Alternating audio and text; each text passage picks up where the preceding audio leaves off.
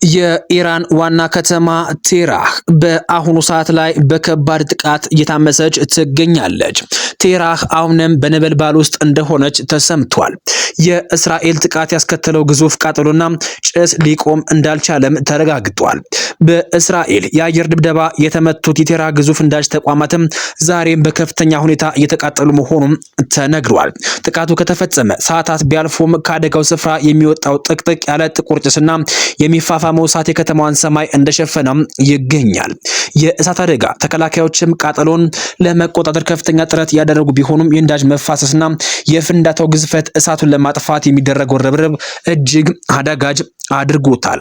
በቴህራን የሚገኘው ስትራቴጂካዊ የነዳጅ ማጣሪያና ማከማቻ ጋኖችም አሁንም ድረስ እየጋዩ ሲሆን ጭሱ ከርቀት በግልጽ እንደሚታይም የአካባቢው ነዋሪዎችም እየገለጹ ይገኛሉ። ይህ አሁንም ድረስ ያልበረደው ቃጠሎ በኢራን ኢኮኖሚ ላይ ከፍተኛ ጥፋት ያደረሰ ሲሆን የአደጋው ስፋትና የጭሱ መብዛት በአካባቢው ነዋሪዎችም ጤናም ላይ ጭምር ስጋት እየፈጠረ ይገኛል። እስራኤል በኢራን ላይ የልብ ትርታ በሆነው የነዳጅ ዘርፍ ላይ የሰነዘረችው ይህ ጥቃትም ቀጠናውን ወደማይገመት ጦርነት ሊያስገባው እንደሚችልም ተሰግቷል።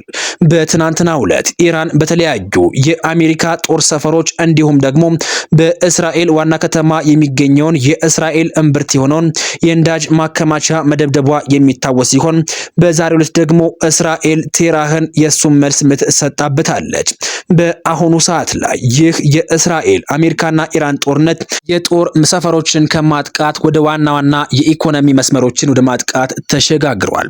እስራኤል በተለያዩ የኢራን አካባቢዎችም የነዳጅ ማከማቻ ቦታዎችንም እየደበደበች ትገኛለች። በትናንትናው ዕለትም ቴህራን በተለያዩ የእስራኤል የነዳጅ ማከማቻዎች ላይ ጥቃት ፈጽማለች። በአሁኑ ሰዓት ላይ በመካከለኛው ምስራቅ በእስራኤል አሜሪካ ጥምረት ከኢራን ጋር የተጀመረው ጦርነት እያነጋገረ ቀጥሏል። እስራኤል በሰፈራ መንደሮች ላይ ነጭ ፎርፈረስ መርጨቷም ተረጋግጧል። በመላው ዓለም ከፍተኛ ተቃውሞን የቀሰቀሰው አዲስ መረጃ በዛሬው ዕለት ይፋ ተደርጓል።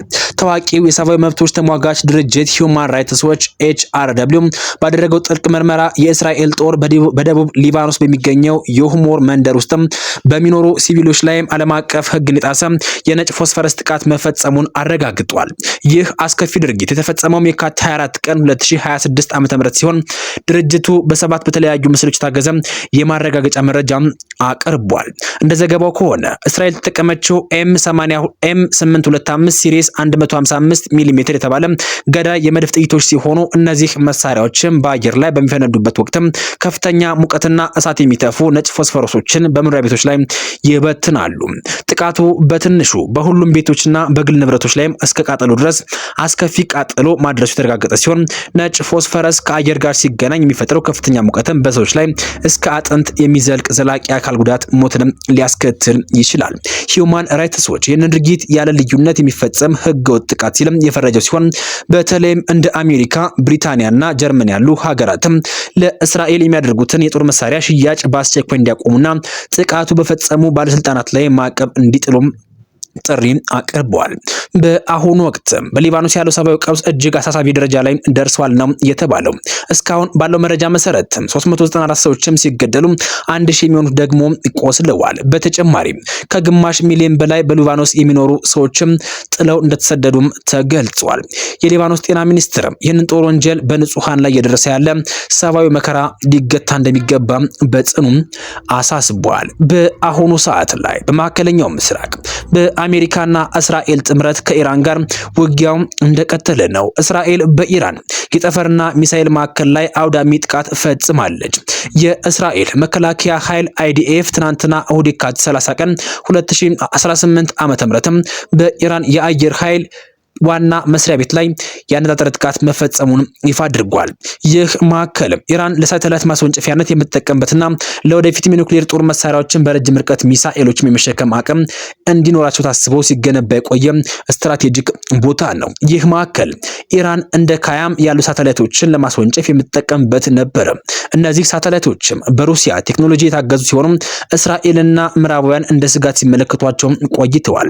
ኢራን የሳተላይት ማስወንጨፊያ ቴክኖሎጂ በመጠቀም አሜሪካንና የምዕራብ አውሮፓን ሊመቱ የማይችሏቸውን የኢንተርኮንቲኔንታል ባሊስቲክ ሚሳኤሎችን ኤችቢኤም ለማዘጋጀት ስትጥርም ቆይታለች።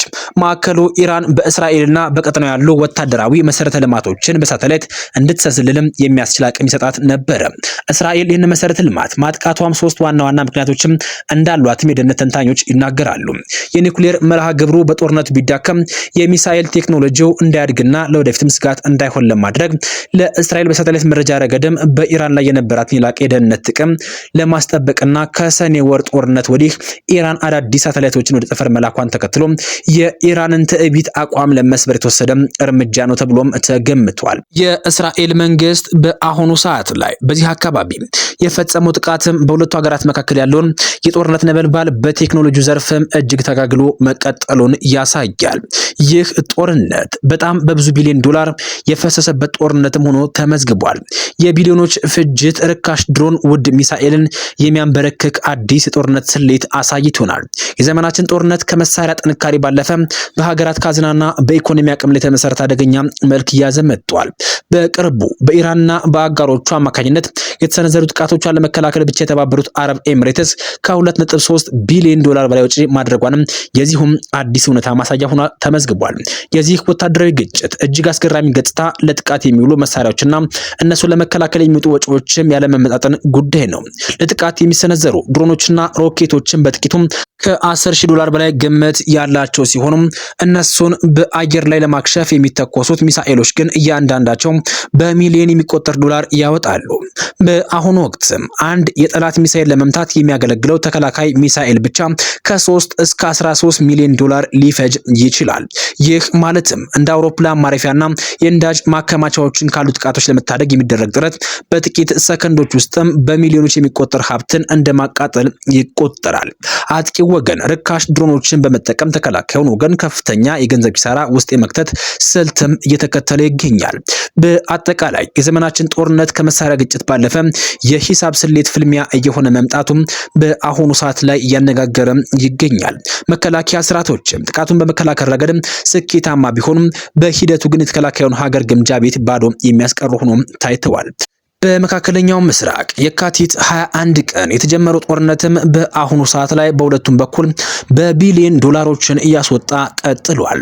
ጦርነቱ በሁለቱም አገራት መካከል በተለያዩ ዋና የጦር መስሪያ ቤቶች እንዲሁም ደግሞ የጦር ማዕከሎች ላይ ጥቃት ሲያሳርፉ የነበሩ ሲሆን በአሁኑ ሰዓት ላይ ደግሞ መልካቸውን ቀየር በማድረግ ሁለቱም ኃይሎች እስራኤልና አሜሪካ እንዲሁም ደግሞ ኢራን በተለያዩ ዋና በሚባሉ የነዳጅ ማከማቻ ጣቢያዎች ላይ እንዲሁም ደግሞ ዋና መሰረተ ልማቶች ለጥቃት እየፈጸሙ ይገኛሉ። ይህ ደግሞ በሂሳብ ሲሰላ ትልቅ ችግርን የሚያመጣና ትልቅ ኪሳራን የሚያመጣ ሆኖ ታይቷል። ይህ የአሁኑ በአሜሪካና እስራኤል አጋርነት በኢራን ላይ የሚካሄደው ጦርነት ከጦርነትም ባለፈ ወደ ግምጃ ቤት ምዝበራ ተቀይሯል።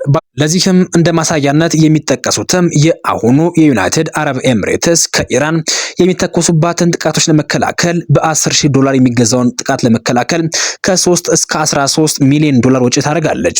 እንዲሁም አሜሪካና እስራኤል በአሁኑ ሰዓት ላይ ከ1 ቢሊዮን ዶላር በላይ ወጪ አድርገዋል። በአንጻሩ የኢራን ኪሳራ እስካሁን ድረስ በአሃዝ አልተገለጸም። ቢሆንም ግን በተለያዩ ሰዓቶችን በምትፈጽመው ጥቃት ምክንያትም በርካታ ሚሊዮኖችን እያፈሰሰች ትገኛለች። በዚህ መረጃ ሰዓት ይዤላችሁ መጣሁት መረጃ ይህንን ይመስላል። በቀጣይ እስክንገናኝ ድረስ ለአሁኑ በዚህ አበቃን። መልካም ጊዜን ተመኘን።